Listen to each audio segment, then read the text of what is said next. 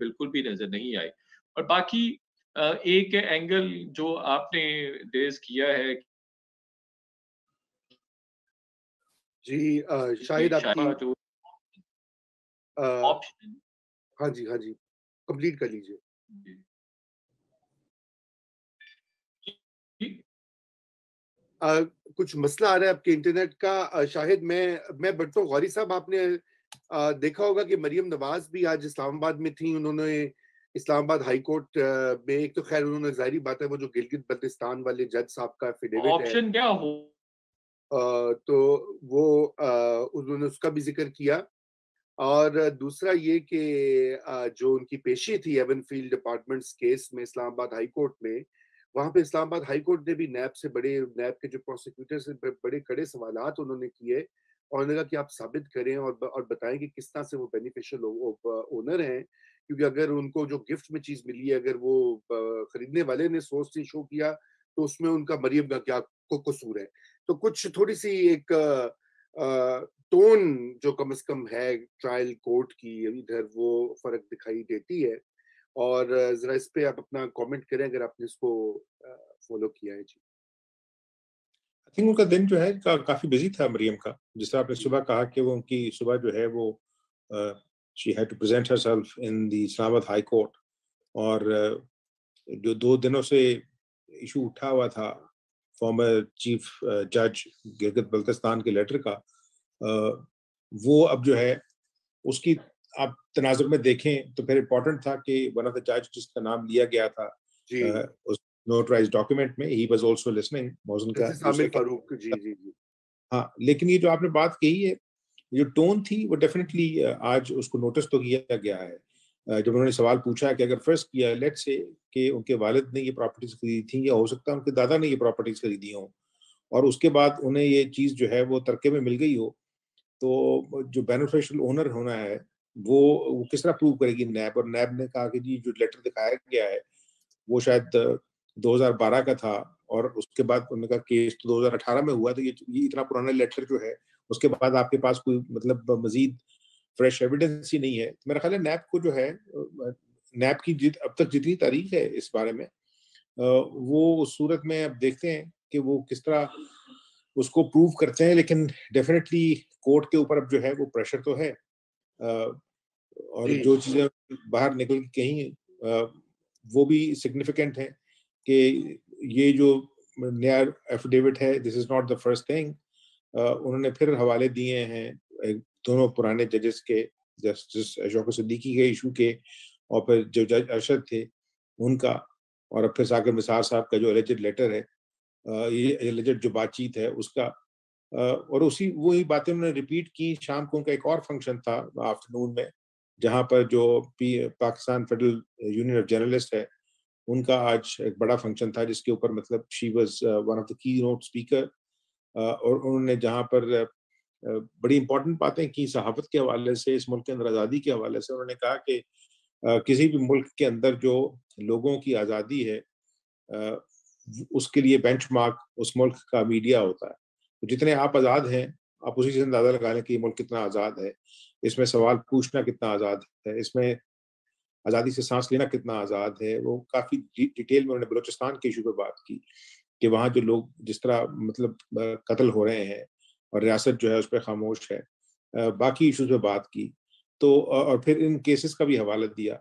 मेरा अपना ये ख्याल है कि आई थिंक इंटरेस्टिंग टाइम्स हैं इस वजह से कि लोग जो हैं हमारे यहाँ गेस वर्क ज़्यादा करते हैं। मेरा ख्याल है कि हमें देखना इंतज़ार करना पड़ेगा कि जो कोर्ट्स हैं वो अब इस केस को किस तरह सुनती हैं। इस वजह से कि आपको याद है कि अपील के अंदर आम तौर पे कहा जाता है कि अनलेस कोई बहुत ज़्यादा ड्रामेटिक एविडेंस नई सामने ना आ गई हो and which is basically is floating on the surface as against the evidence which was presented earlier. तो अब उसके अंदर जब उन्होंने नए केसेस ये जो अपनी नई शहादतें पेश की हैं या नए जो प्रूफ पेश किए हैं, वो ये समझती हैं कि अदालत जो है वो इसको मज़ीद थोड़ा-सा और गौर-ख़ौर से देखेगी क्योंकि पिछली दफ़ा शायद मूड कुछ और था नेशनल और इल्ज़ाम लगता रहा कि पाकिस्तान की अदलिया जो है उसमें जजेस इंडिपेंडेंट फैसला नहीं देते। उनकी जो रिमार्क्स हैं वो शायद अवामी पसंद के होते हैं, उनके फैसले जो हैं वो किसी और की पसंद के होते हैं। तो अब ये जो प्रेशर है मीडिया के ज़रिए और मतलब वाइड स्प्रेड है, उसके ऊपर बहुत ज़्यादा बात हो रही है।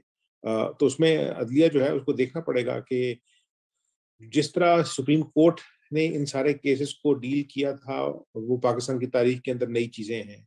सोशल मीडिया के ऊपर जो एक मतलब हाहाकार मची हुई है इस हवाले से, ये नहीं हो सकता कि जजेस जो हैं, वो अपने आप को समझें कि वो क्रिटिसिज्म से ऊपर हैं। अगर उनके फैसले जो हैं, उनका इम्पैक्ट सोसाइटी के ऊपर नेगेटिव हो सकता है, तो फिर उन्हें ये सोचना पड़ेगा कि फिर वो उनके ऊपर क्रिटिसिज्म तो आएगा।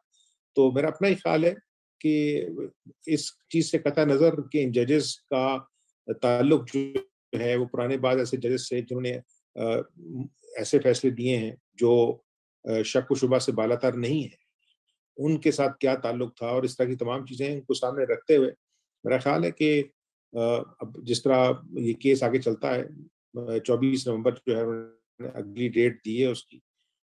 लेकिन she was looking confident, body language was confident, बिल्कुल। इतने उन्होंने इल्ज़ामात नहीं लगाए। तो आई थिंक अर्ली स्टेज और मेरा ख्याल है कि अब चूँकि मामला जो है वो सब जुडिस है चल रहा है, तो उसके अंदर जो चीज़ें डिस्कस हो रही हैं वो तो नहीं कर सकते हम, उसके बाहर चीज़ें डिस्कस होती हैं, उन्हीं के ऊपर तबसरा कर सकते हैं। बिल्कुल, आपने गौरी साहब जो उनकी मसरूफियात का ज़िक्र किया, अपनी अदालत में पेशी, मीडिया से बातचीत और पीएफयूजे के इवेंट पर जो वो गईं, उन्होंने आपने उसका ज़िक्र किया, लेकिन उन्होंने जो यहाँ भी किया, ये जो मुदस्सिर नारू एक लापता हमारे दोस्त हैं लाहौर से, अभी तक उनका नहीं पता लगा कि वो कहाँ पर हैं, उनकी फैमिली और उनका छोटा उनकी उनकी जो बेगम थी, वो भी वफ़ात पा गई और वो छोटा-सा बच्चा जो है वो उसको आज गोद में उठाकर, ये बड़े सिंबॉलिक और अहम जेस्चर्स होते हैं। बल्कि ये मैं बताऊँ, वो देखें, मैं क्योंकि उस फंक्शन में मौजूद था, पीएफयूजे का जो फंक्शन था, जी, और जिस वक़्त मुदस्सिर की वालिदा उस बच्चे को लेके आई हैं, तो यकीन करें जो जो फीलिंग थी जब दोबारा से, और चूँकि उनको बिठाया गया ये कह कि मरियम इनको अपने साथ लेके आई हैं, उस वक़्त तक लोगों को पता नहीं था कि मुदस्सिर की वालिदा हैं और मुदस्सिर कौन है। बट देन मरियम जो है शी स्पोक हरसेल्फ, इशारा करके कि ये वो बच्चा है, यानी जिसका बाप जो है वो कागान नारान के अंदर मतलब कहीं सैर करते हुए उठाया गया था, दैट्स और उसने राइट। सिर्फ़ और सिर्फ़ जो है वही क्रिटिसिज़्म किया था कि 2018 का इलेक्शन जो है वो शायद फेयर एंड फ्री इलेक्शन नहीं है, और उसके अंदर बहुत सारे और एलिमेंट्स जो हैं वो जवाब माँगते हैं और सीरियस सवालात उठे हुए हैं उसके ऊपर। और उसके बाद से वो सहाफ़ी जो है ना सिर्फ गायब है, और ये बच्चा, ये याद रखें कि ये इसकी वालिदा जो है और मुदस्सिर की वालिदा, वो कितने अरसे तक लाहौर प्रेस क्लब के बाहर बैठ के वो एहतजाज करती रहीं। लेकिन मुझे इस तरह लगता है कि अच्छा, मैं चाहता हूँ हम ये मरियम का क्लिप ज़रा देखें। रज़ा ये ज़रा प्ले इस कीजिए मरियम का तहरीक क्लिप।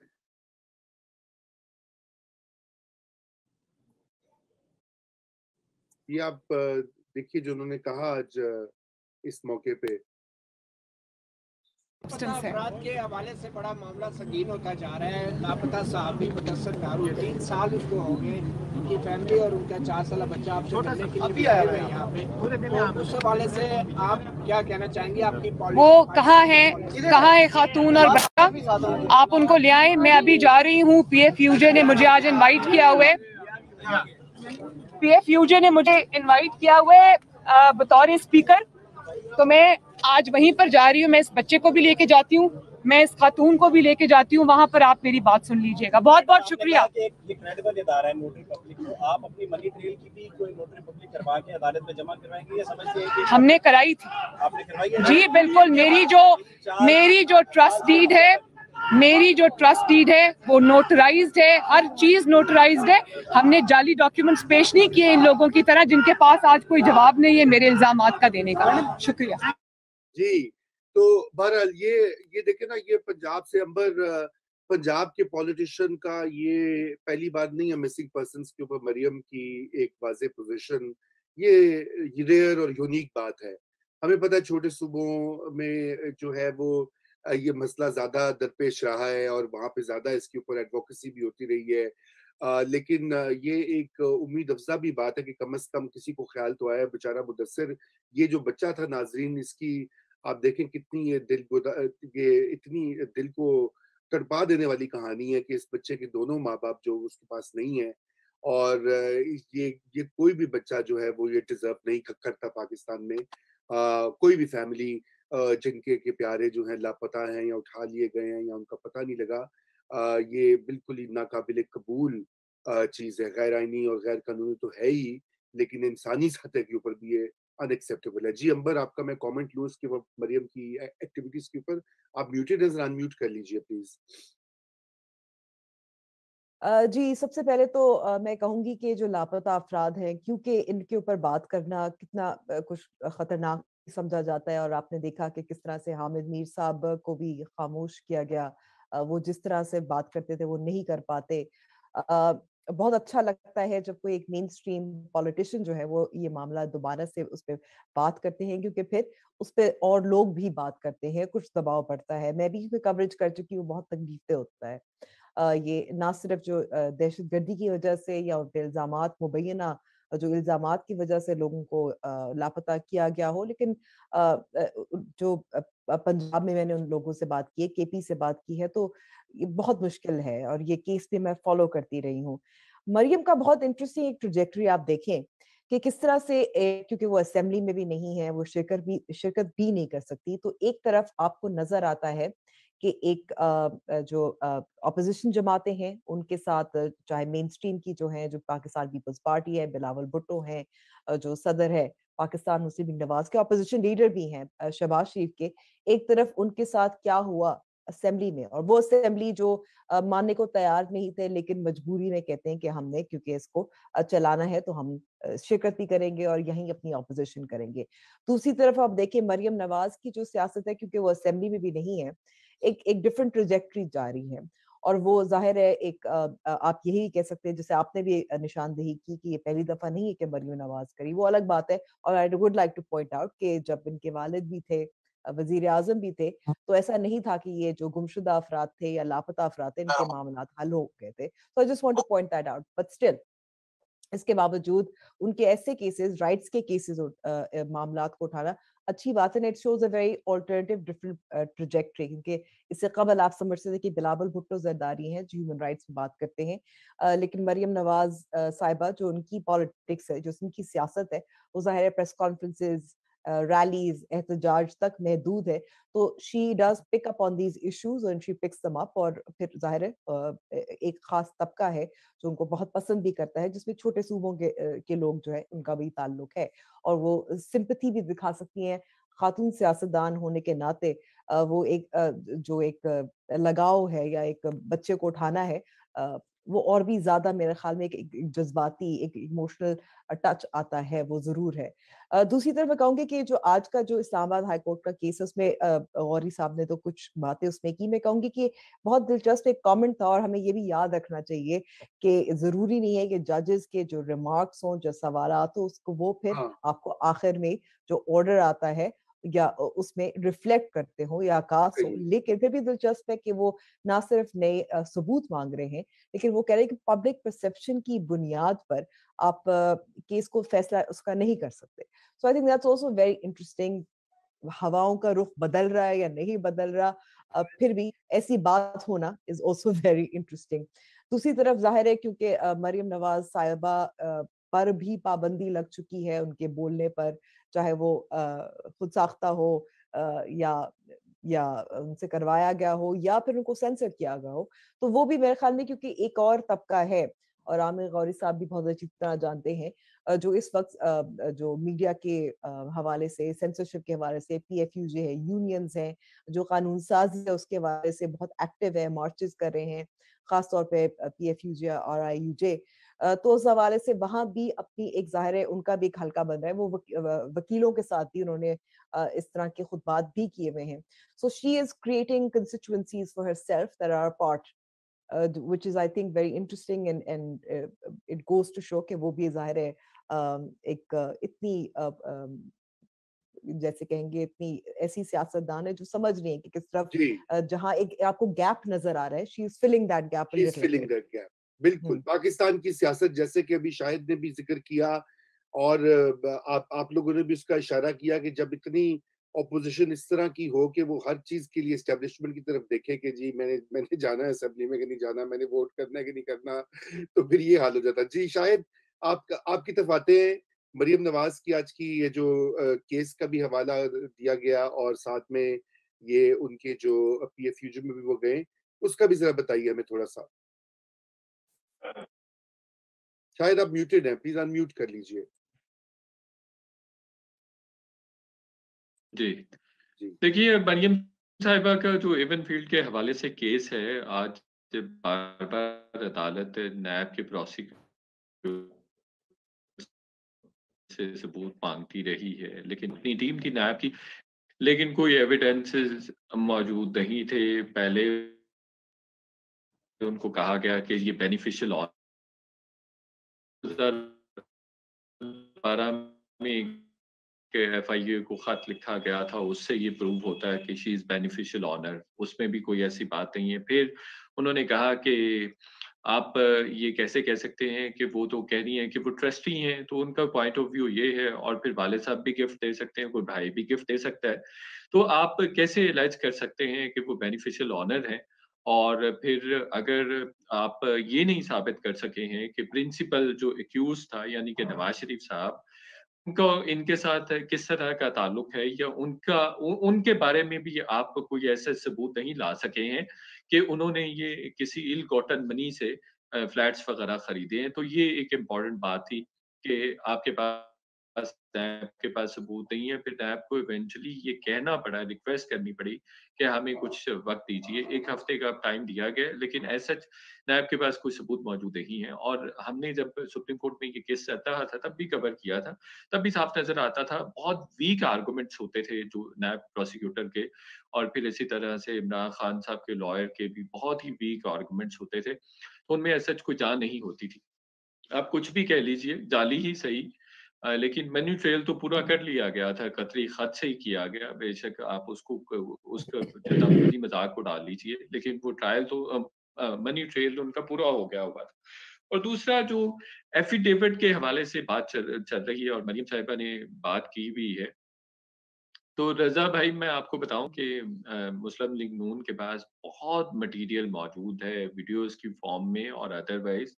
मैं चलिए आपको अब तक की मतलब बड़ी खबर शेयर कर लेता हूँ। एक वीडियो भी है, एक और वीडियो है जिसको रुकवाया गया था कुछ महीने पहले एस्टैब्लिशमेंट की जानिब से। उसमें साकिब निसार साहब का नाम लिया गया और जो अभी सर्विंग जस्टिस है एजाजुल एहसन साहब, उनका नाम भी लिया गया है अरशद मलिक मरहूम की जानिब से कि मुझे इन दोनों ने बहुत ज़्यादा प्रेशराइज किया, जिसकी वजह से मैं नवाज शरीफ और मरियम नवाज के खिलाफ फैसला देने पर तैयार हुआ। ये मुसलसल मुझे बुलडोज करते रहे, प्रेशराइज करते रहे, और इनके दबाव की वजह से मुझे फैसला देना पड़ा, और ये मुसलसल मेरी निगरानी भी करते रहे। तो सर्विंग जो सुप्रीम कोर्ट के जज हैं उनका नाम भी उस वीडियो में मौजूद है, और फिर जो डीजी का नाम भी, ISI के डीजी का नाम भी उस वीडियो में मौजूद है। तो वो वीडियो कुछ अर्सा पहले मुस्लिम लीग नून लाना चाहती थी पब्लिक के सामने, मीडिया के सामने, लेकिन वो फिर कुछ बार्गेन हुआ, कुछ रिक्वेस्ट की गई, तो फिर वो वीडियो रुक गई। और भी मैं आपको बताऊं कि कुछ रिटायर्ड और सर्विंग जनरल्स की भी वीडियोस नून लीग के पास है। तो नून लीग के पास बहुत मटेरियल मौजूद है कि वो मरियम नवाज साहिबा या नवाज शरीफ साहब की बेगुनाही साबित कर सके। तो अभी तो ये ट्रेलर है, ये जो राना शबीन साहब का एफिडेविट सामने आया, अभी उनके पास और भी बहुत कुछ पड़ा हुआ है। तो बेहतर यही होगा कि अगर तो इस्लामाबाद हाई कोर्ट उनको बेल ग्रांट कर देती है, ये तो मामला शायद कहीं जाके रुक जाए। लेकिन अगर ऐसा नहीं होता तो मुस्लिम लीग नून शायद मुझे नहीं पता कि नून को रिलीफ मिलेगा कि नहीं मिलेगा, अलबत्ता आपकी पेशी जरूर होगी किसी ना किसी कोर्ट में ऐसी बातें करके। नहीं चले, मेरी तो कोर्ट में हो जाए तो मैं तो जाने के लिए तैयार हूँ। I'll be happy कि मुझे चले कोई बुलाए तो सही, मैं कम से कम अच्छा चलिए अपनी बात आमिर गौरी साहब से पूछे कि बुलाना चाहिए या नहीं। हाँ अभी गौरी साहब पोजीशन में तो होगा कि मैं बात कर, साहब तो देखे ना, गौरी साहब तो शरीफ आदमी है। अच्छा वो मैं कमेंट कंप्लीट कर लूं जरा।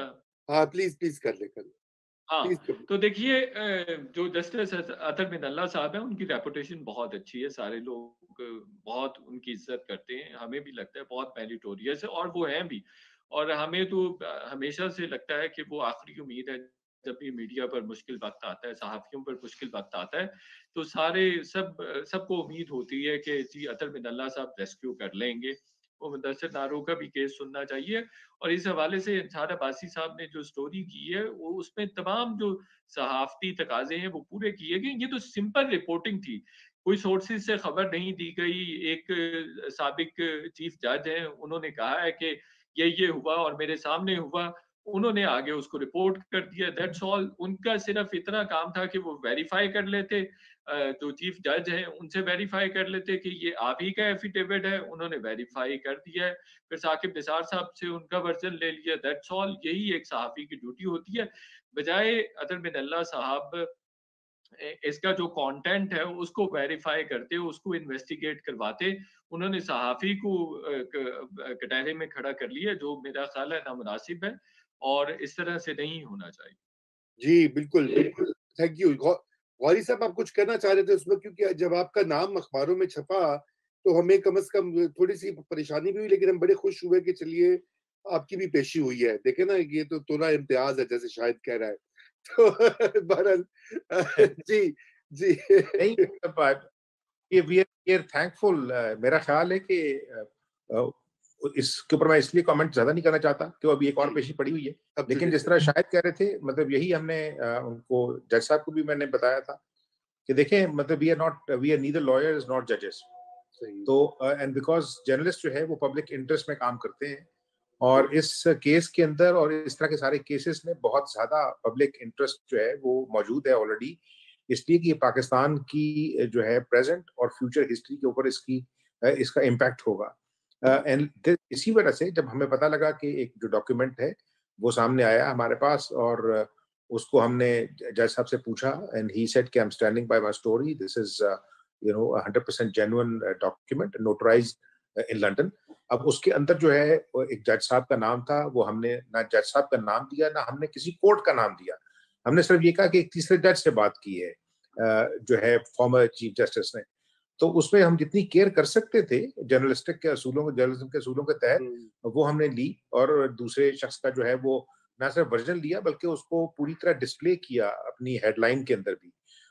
लेकिन जज साहब जो है उनका ये कहना था कि चूंकि ये उनकी कोर्ट के ऊपर जो है वो आया है, स्ट्रिक्टली स्पीकिंग तो उनकी कोर्ट का कहीं जिक्र नहीं है, उस खबर में कहीं नहीं लिखा है इस्लामाबाद हाई कोर्ट। लेकिन चूंकि प्रजम्पशन है कि उस केस के बारे में है, तो उन्होंने प्रज्यूम कर लिया, क्योंकि अगले दिन वो जो डॉक्यूमेंट है वो सारा सारा सोशल मीडिया पे पड़ा हुआ था, और उससे लोगों को पता लग गया कौन से जज साहब हैं। मैं कह जी, मैं तो सिर्फ अपने खबर के जो अपना रिपोर्टर है उसकी खबर की हद तक कमेंट कर सकता हूँ ना। तो लेकिन ये है कि ठीक है, उन्होंने कहा कि अपना जवाब जो है वो इन राइटिंग दे दें। मेरा अपना ख्याल है कि देखें, मैं नहीं कहता कि ये कोर्ट केस किस तरफ जाएगा, लेकिन बहुत जरूरी है रजा ओवरऑल इस मुल्क के अंदर कि लोगों की इंटेंट के ऊपर गौर करने की बजाय जो एक्चुअल कंटेंट है उस पर गौर किया जाए कि जो कुछ हो रहा है, अगर हम सिर्फ उस पर गौर कर लें, ये कहना कि नहीं मुझे सही समझा नहीं गया और मेरा ये मतलब नहीं था और इसके पीछे कौन है उसके पीछे कौन नहीं है, हमें सब पता है कि इस मुल्क के अंदर क्या हो रहा है। आई विश, देखे ना, इस मुल्क के अंदर कोई वो टेलीफोन जो हमें आधी रातों को आते हैं, हम कहाँ प्रूव करें और किसके सामने प्रूव करें कि किस शख्स ने अपना नाम लेके बताया है कि वो ये करना है और ये नहीं करना। मतलब आई विश कि लोगों को सिर्फ और सिर्फ 10% पता हो उन प्रेशर्स का which we are facing every day. ठीक है, अब ये सुनना और बात है कि कितना जो है मीडिया उस पर कितनी कदगन है कितनी कदगन नहीं है, क्योंकि देखा ना मीडिया जो है वो क्लियरली ज्यादातर तो या टेलीविजन प्रोग्राम्स हैं या अखबारात हैं जो भी निकल रहे हैं, तो उसके अंदर मतलब ये देखें, टेलीविजन के जरिए वो लोग इम्पैक्ट होते हैं जो पढ़ लिख नहीं सकते, और जो पढ़ने लिखने वाले हैं वो अखबार देख के जो है वो उनको पता लगता है सारी इन फैक्ट्स का।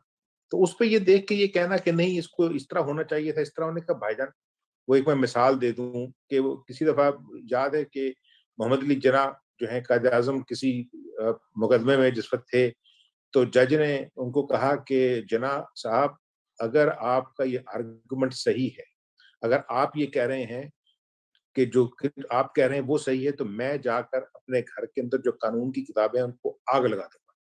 तो मोहम्मद अली जिन्ना साहब ने कहा कि मैं जज साहब, मैं बिल्कुल नहीं चाहता कि आप अपनी किताबें जलाएं, लेकिन मैं ये जरूर चाहता हूँ कि आप जब घर जाएं तो वो किताबें पढ़ लें। ठीक है ना? उनको जलाने की जरूरत नहीं है, उनको पढ़ने की जरूरत है, ताकि पता लगे कि जो कवानीन लिखे हुए हैं, अगर आइन मौजूद है, कवानीन मौजूद है। लेकिन इंटरेस्टिंग टाइम्स हैं। बार बार आपके प्रोग्राम में कहा था कि एक सर्कस लगा करता था पाकिस्तान में, लकी ईरानी सर्कस। आजकल एक अनलकी पाकिस्तानी सर्कस चल रहा है।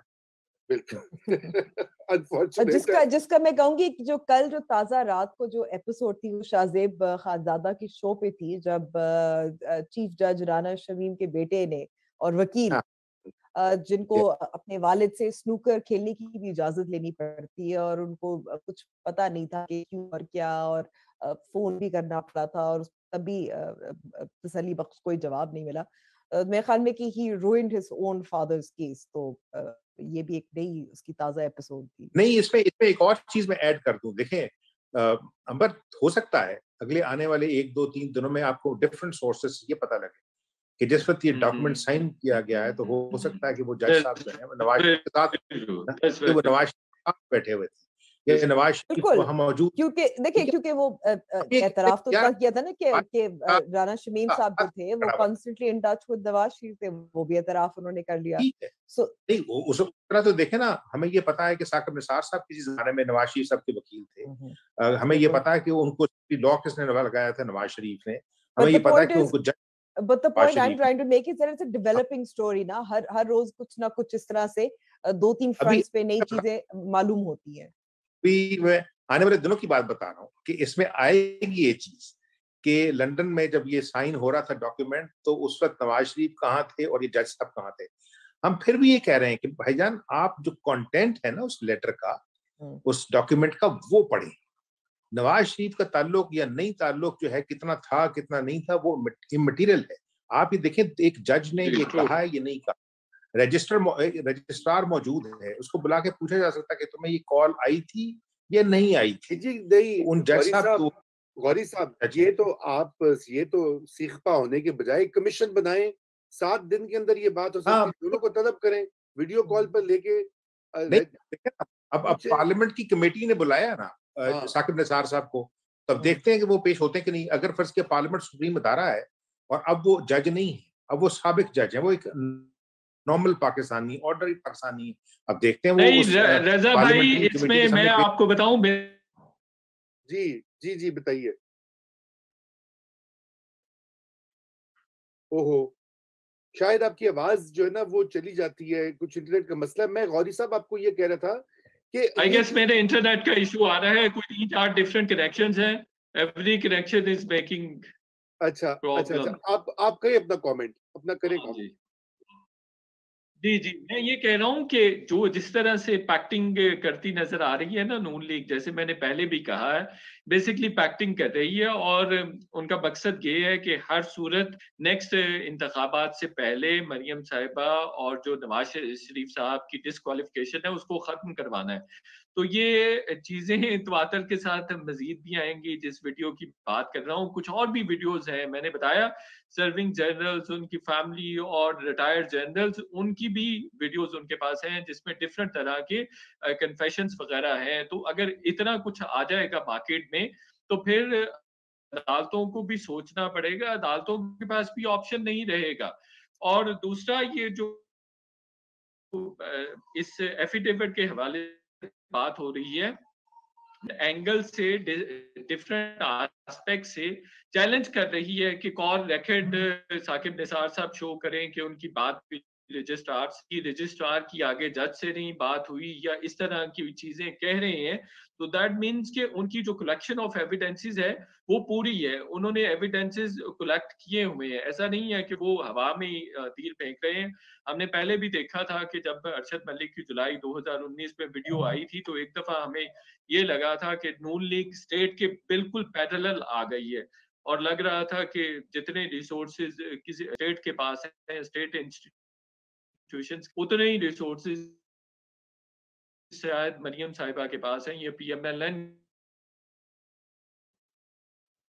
तो ये बहुत बड़ी बात थी। अगर ये इससे भी ज्यादा बॉम्बशेल चीजें सामने आने वाली हैं, तो इस साकिब निसार साहब के हवाले से और भी चीजें हैं उनके पास, और भी चीजें सामने आने वाली हैं कि उनके जी चेंबर में कौन मिलता रहा है, कब मिलता रहा है, कैसे मिलता रहा है।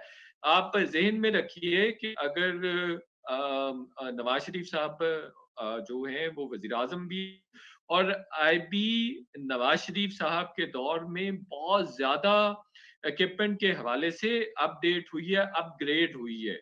जो उनका इक्विपमेंट है वो बहुत ज़्यादा अपग्रेड हुआ है। ख़ास तौर पर जो धरना था 2014 का, उसके लिए नवाज शरीफ साहब ने आईबी को बहुत ज्यादा फंड्स दिए थे।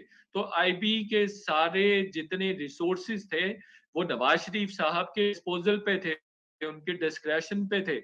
और यही वजह है कि उन्होंने साबिक डीजी आईएसआई जनरल जहीरुल इस्लाम की टैब भी रिकॉर्ड भी की हुई थी, उसको सुना भी था, जिसपे आपको याद होगा कि मुशाहिद जी जी अनवर जी जी साहब, जी अल्लाह जी उनको गरीब रहमत करे, उनको जाना पड़ा था। जी, बिल्कुल, बिल्कुल अच्छी आपने रिमाइंडर दी है। मैं बहरहाल आप लोगों की बातें सुन रहा था, तो मैं पहले आपने सेंसरशिप का हवाला दिया। देखिए मसला असल में तो मैं आपको बताऊँ जो है ना गौरी साहब और अंबर और शाहिद, कि मसला यहाँ पे एक फाउंडेशनल मसला भी है। आपको याद है कि जिन्ना साहब का आपने हवाला दिया, आपने उनकी केस बुक्स और लॉ के प्रैक्टिस की बात की। जिन्ना साहब की जो तकरीर थी 11 अगस्त वाली, उसके ऊपर तो खुद उनके जो अफसरान थे, उस वक़्त कैबिनेट सेक्रेटरी थे, फ्यूचर में वो प्राइम मिनिस्टर बने, उन्होंने एडवाइज़री जारी कर दी थी कि ये तकरीर नहीं शाया होगी। अब अंदाज़ा करें ना, मुल्क का फाउंडर, पहला गवर्नर जनरल, जो उसका नाम लेके थकते नहीं है पाकिस्तान में, हर चीज़ कायदे-आज़म एयरपोर्ट, कायदे-आज़म शाहरा, कायदे-आज़म यूनिवर्सिटी, कायदे-आज़म कॉलेज, कायदे-आज़म, और उनकी स्पीच को माशाल्लाह खुद इस ब्यूरोक्रेसी ने शायद सेंसर किया। तारीखी हकायक है, निसार उस्मानी साहब ने किताब में लिखा हुआ है और जगहों पे हुआ है। और ये जो जजों की बात हो रही है, ये भी कोई नई नहीं। जस्टिस नहीं मुनीर, लेकिन जी, जस्टिस मुनीर को कौन डायरेक्शंस देता रहा, मौलवी मुश्ताक साहब को कौन देता रहा, सब तारीख की सफ़ात में रकम है। और वो तो खुदा भला करे उनका जस्टिस नसीम हसन शाह का, कि उन्होंने आप बिलाखिर जो है इतराफ़ ना भी कर सिर्फ दिया। एक छोटी सी इसमें जी। अब उसमें रजा एक चेंज कर लें। जब आप तारीख कहते हैं ना, तो इसमें खे जो है ना, इसको काफ के साथ तब्दील कर लें। तारीख। हाँ, अच्छा बहरहाल, ये मैं खे। हाँ, मैं आखिरी पॉइंट ये करना चाहता हूँ कि ये भी शायद जो है ना वो जिक्र करते हैं कि वीडियोस उनके पास हैं, असला आर्सेनल मौजूद है पीएमएलएन के पास, और ये और वो। बात ये है कि एविडेंस कह दें, असला कहेंगे ना तो गड़बड़ हो जाएगी। बहरहाल मैंने कहा जरा सा मसाला तो लगाना जरूरी है। बहरहाल मैंने, अलबत्ता आज की डेवलपमेंट से मैं उसको जोड़ना चाहता हूँ।